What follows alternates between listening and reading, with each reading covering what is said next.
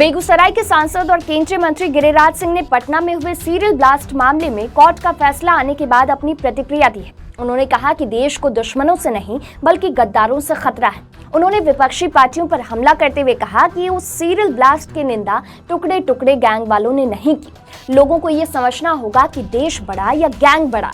आज न्यायालय ने उन ताकतों को सजा देकर उनके बढ़ते मंसूबों को नाकाम किया है। उन्होंने किसी भी देश का नाम लिए बगैर कहा कि आज जो लोग भारत की ओर गलत मंशा से आंख उठाकर देख रहे हैं, उनको जवाब देने में भारत सक्षम है।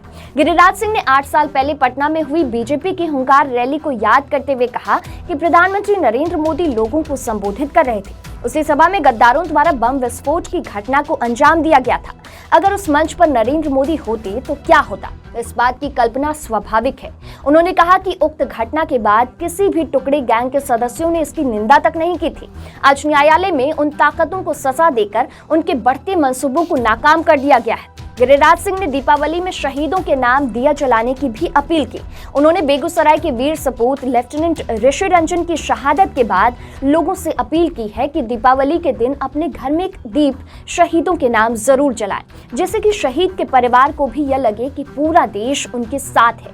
गौरतलब है कि 30 अक्टूबर की शाम जम्मू कश्मीर के नौशेरा सेक्टर में लैंड माइंस ब्लास्ट में बेगूसराय के सपूत लेफ्टिनेंट ऋषि रंजन सिंह शहीद हो गए थे। शहीद ऋषि रंजन सिंह अपने घर के इकलौते चिराग थे। 3 भाई बहनों में अकेले भाई ऋषि रंजन सिंह का पूरा परिवार देश की सेवा में समर्पित है।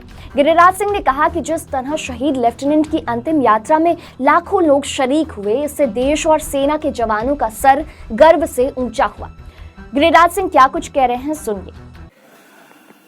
मुझे उन दिनों को याद करके, क्योंकि मैं भी उस सभा में उस मंच पे था, जीवन में इतना बड़ा सीरियल ब्लास्ट नहीं देखा।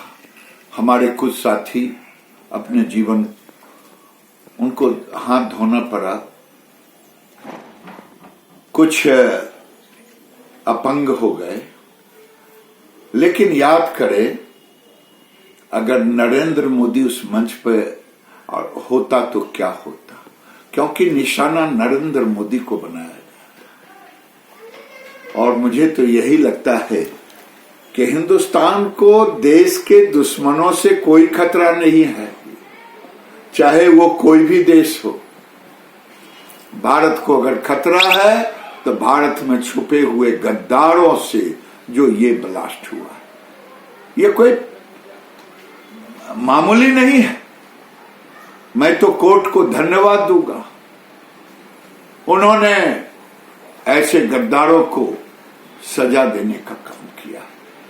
देश के करोड़ों करोड़ देशभक्त कोर्ट का सम्मान कर रहे हैं।